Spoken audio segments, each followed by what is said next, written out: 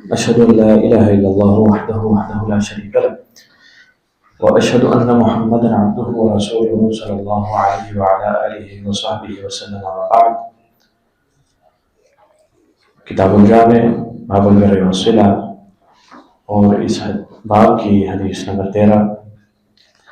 وعن ابی مسعود رضی اللہ تعالی عنہ قال، جناب ابو مسعود رضی اللہ تعالی عنہ سے روایت ہے، بیان کرتے ہیں، قال رسول اللہ صلی اللہ علیہ وسلم، رسول اللہ صلی اللہ علیہ وسلم نے فرمایا، من دل، جس نے رہنمائی کی، علی خیر، کسی بھی خیر پر، فلہ، تو اس کے لیے ہے، مثل اجر فاعلی، عمل کرنے والے کے اجر کے مثل ہی اجر.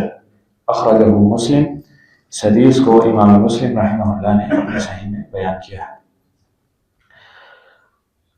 اللہ رب العزت نے اس امت کے بارے میں، میرے آپ کے بارے میں فرمایا ہے، کنتم خیر امت اخرجت للناس، تم بہترین امت ہو، تمام سابقہ امتوں میں تم بہترین امت ہو. اخرجت للناس، تمہیں لوگوں کے لیے نکالا گیا ہے. تأمرون بالمعروف، نیکی کا حکم دیتے ہو، وتنہون عن المنکر، اور برائی سے روکتے ہو، وتؤمنون باللہ، اور خود بھی اللہ پر ایمان لاتے ہو، نیک اعمال بجا لاتے ہو. یہ ہمارا فرض منصبی ہے کہ ہم اچھائی کا حکم دیں اور برائی سے روکیں. پھر حضور فرماتے ہیں، من رأى منکم منکرا فلیغیرہ بیدہ، جو تم میں سے کسی بھی منکر کو، برائی کو ہوتا دیکھے، وہ اپنے ہاتھ سے روکے.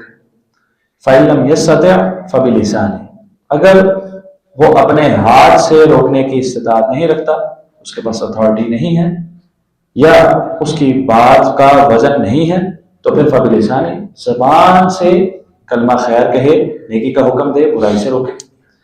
اور اگر فإن لم يستطع، یہ بھی نہیں کر سکتا، فبقلبہ، پھر دل میں کم از کم برا جانے، وذالک اضعف الایمان، یہ ایمان کا کمزور ترین درجہ ہے. ایسا نہ ہو کہ بالکل ہی انسان برائی کو دیکھے اور دل میں بھی برائی کا تصور نہ ہو کہ یہ برا ہے، یا اس کے حوالے سے بد جذبات اور فکر مندی کے جذبات پیدا نہ ہو. ایسا نہیں ہونا چاہیے. اور اگر کہیں ہاتھ سے روکنے کی استطاعت ہے اور پھر انسان دل سے برا جانتا ہے، تو یہ نیکی نہیں. انسان نیکی برائی کو دیکھے اور ہاتھ سے روکنے کی استطاعت رکھے، پھر ہاتھ سے روکے. اگر ہاتھ سے نہیں رکھتا، پھر زبان سے. اور اگر بالکل ہی حالات گھمبیر قسم کے ہیں کہ پتہ ہے زبان استعمال کریں گے تو اس سے بھی فتنہ، بڑا فساد پیدا ہو سکتا ہے، تو پھر دل میں کم از کم برا جانے. اور اس کے ساتھ ساتھ یہ بشارت ہے کہ جس کو آپ نیکی کا حکم دیتے ہیں، برائی سے روکتے ہیں، اب وہ نیک اعمال جو کرتا ہے، اس کے نیک اعمال کا اس کو تو فائدہ ہو ہی رہا ہے، لیکن اتنا ہی فائدہ جتنا اس کو ہو رہا ہے، جتنا اجر و ثواب اس کو مل رہا ہے، اتنا ہی اجر و ثواب نیکی کی رہنمائی کرنے والے کو مل جاتا ہے.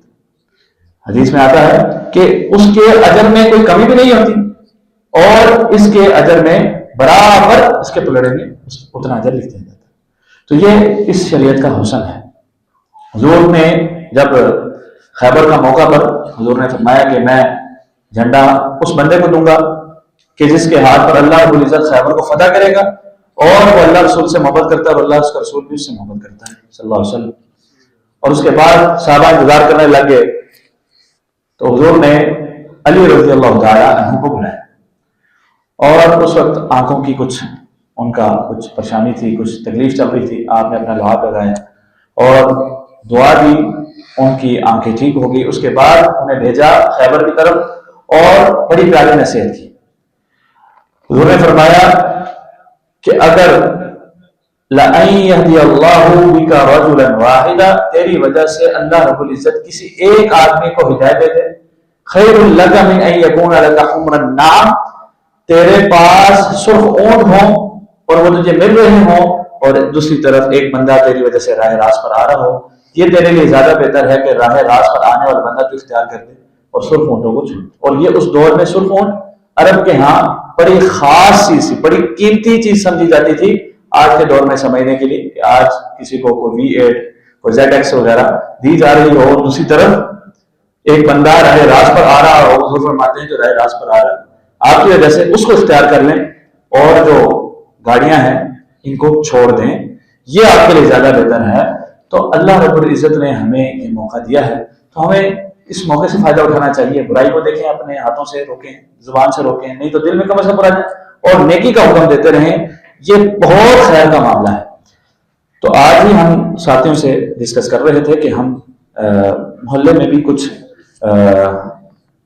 دوستوں کو، محلے داروں کو جو ہمارا فرض مذہبی ہے وہ ادا کرتے ہوئے ہم دعوت دیں، مسجد کے ساتھ جوڑیں، نمازی بنانے کی کوشش کریں۔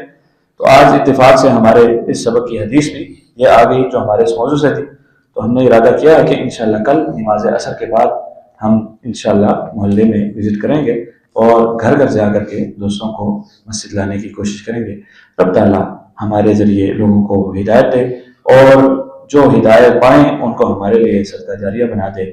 ربنا تقبل منا انك انت السميع العليم وتب علينا انك انت التواب الرحيم وصلى اللهم وسلم على نبينا محمد وعلى اله وصحبه اجمعين برحمتك يا ارحم الراحمين۔